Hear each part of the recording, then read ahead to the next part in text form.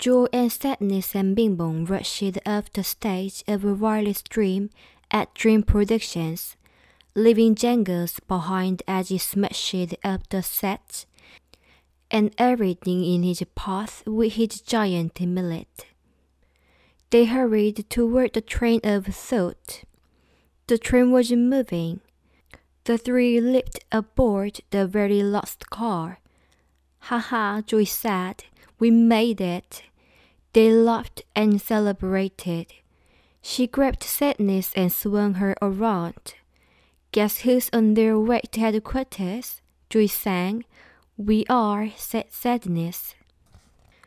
Back at headquarters, Anger and Disgust stumbled out of the break room, disheveled and very awake. "What is going on?" asked Disgust. "He did it again," said Anger, gesturing to Fear, trembling beneath the console. "We were at school, and we were naked, and there was a dog, and his back half was chasing him." Fear rambled, recalling Riley's dream. Anger was reaching its limit. "It was a dream. This is ridiculous. We can't even get a good night's sleep anymore. Time to take action." Anger stomped off to retrieve the idea he had held up earlier. He stood at the console ready to plug it in. "Who's with me?" He looked at Fear, who was still recovering and unable to utter a word.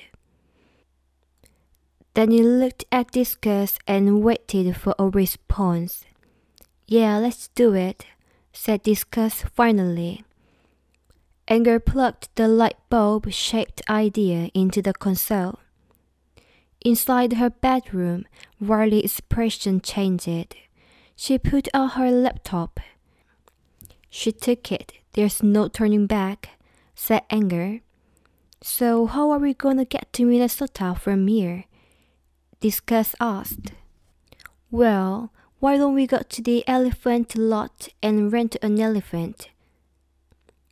Anger asked sarcastically. Then he yelled, "We're taking the bus." Riley put up the Greyhound bus website and began to look at the schedule for buses to Minnesota. "A ticket costs money," said Disgust. "How do we get money?" "Mom's purse," Anger said casually. Disgust gasped. "You wouldn't." "But I would," said Anger. "Where was it we saw it last?" He punched up a memory, and the Triple-Dunt singers came on again, singing the theme song. "No." Anger slammed down on the console, ejecting the memory. Then he remembered that Mom's purse was downstairs somewhere. "Mom and Dad got us into this mess," Anger said. "They can pay to get us out." Inside the train, Joy, Bing Bong, and Sadness were happily speeding along. Joy looked at Sadness. "Hey, that was a good idea," she said. "About scaring Riley awake." "Really?" Sadness said, sounding surprised. "Nice work." Sadness brightened a little as Joy exhaled, feeling relieved. "I can't wait to get the old Riley back," she said. "As soon as we get there, I'm going to fix this whole mess." Bing Bong had found a box of memories and was looking through them. He discovered a recent memory and saw that Riley was much older than he had thought. "Whoa," he said. "Is that Riley?" Joy took a memory to get a closer look. She nodded. "She's so big now," Bing Bong said. "She won't fit in my rocket. How are we gonna get to the moon?" Joy recognized the memory. "Oh, it's the time in the Twisted Trip, remember? The hockey team showed up and Mom and Dad were there cheering. Look at her, having fun and laughing. It's my favorite." Joy sat back down beside 새드니스. I love that one too, said 새드니스. Joy couldn't believe it. 새드니스 actually liked a happy memory. At girl, she said. Now you're getting it. 새드니스 stared at the memory. Yeah, she said, remembering. It was the day the Prairie Dogs lost the big playoff game. Riley missed a winning shot. She felt awful. She wanted to quit. Joy fast fell.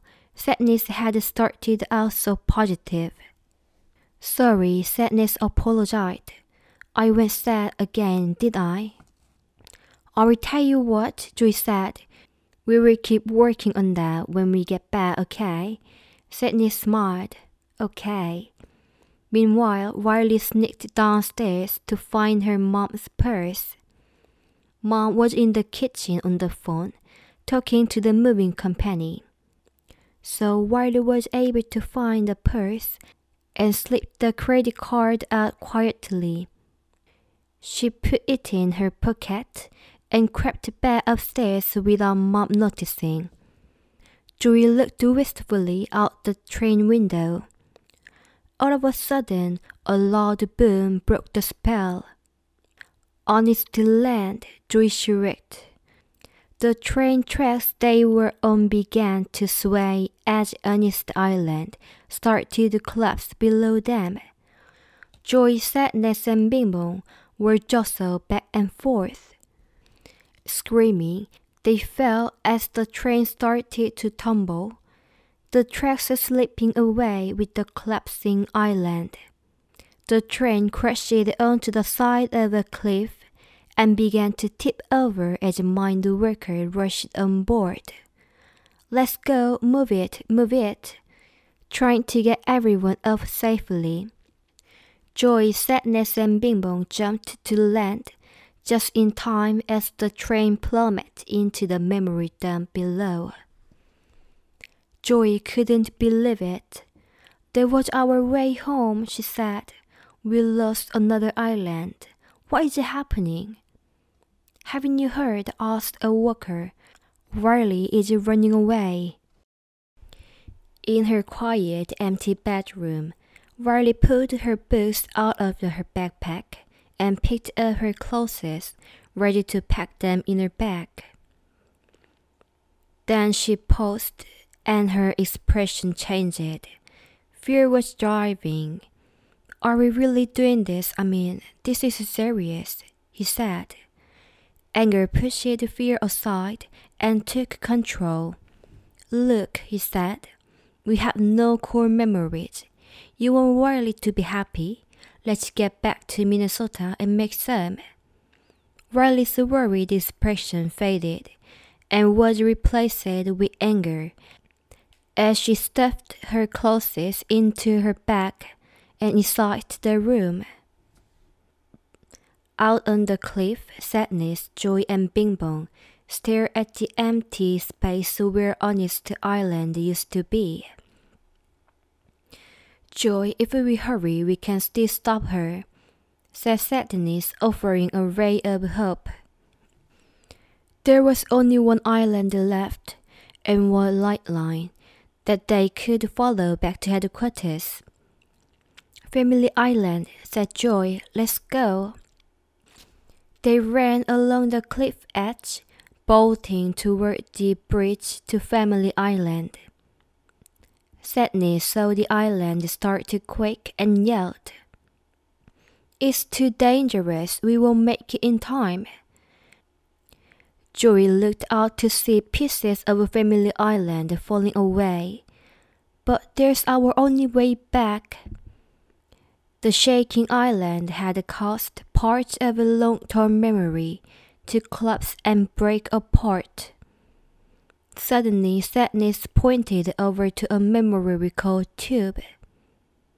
The tubes were normally buried deep beneath the shelving of long-term memory, but with all the earthquake-like movement, one of them had become exposed.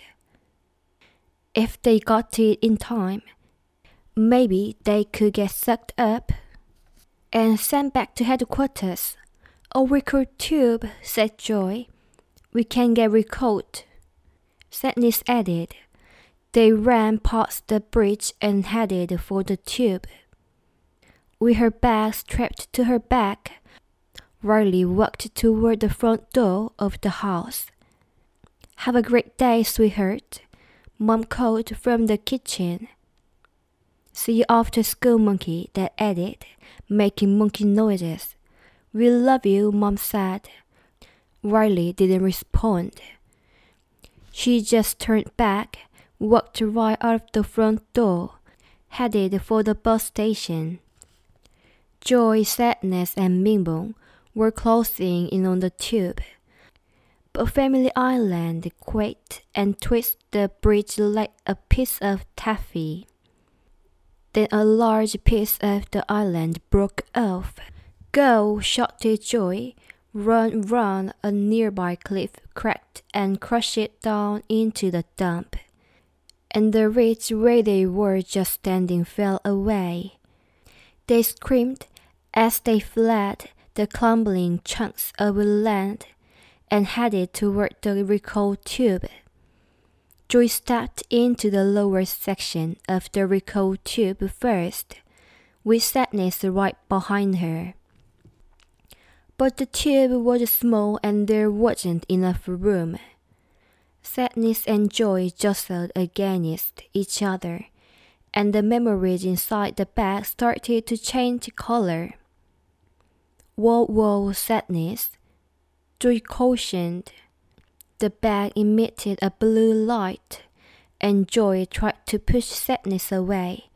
Sadness, stop, you're hurting Riley. Joy put one of the memories out of the bag. It was bright blue. Sadness stepped back, horrified. Oh no, she said. I did it again. If you get in here, these cold memories will be sad, Joy said. Rumble. Joy looked to see the source of the terrible sound. The family statue on Family Island was breaking apart. Joy didn't know what to do. She had to make a quick decision. I'm sorry, Riley needs to be happy. Joy put the tube closed and began to ride it up to headquarters, alone. Joy? Sadness called after her friend as she stood with Bimbo on the cliff. Then the intense rumbling from below made the cliffside fall and shook the tube apart. Joy fell from the tube. Bing-bong reached for her, but the ground beneath him disintegrated, causing them both to fall into the abyss. Joy, Sadness cried. Feeling helpless as she stood on the cliff's edge, she buried her face in her hands.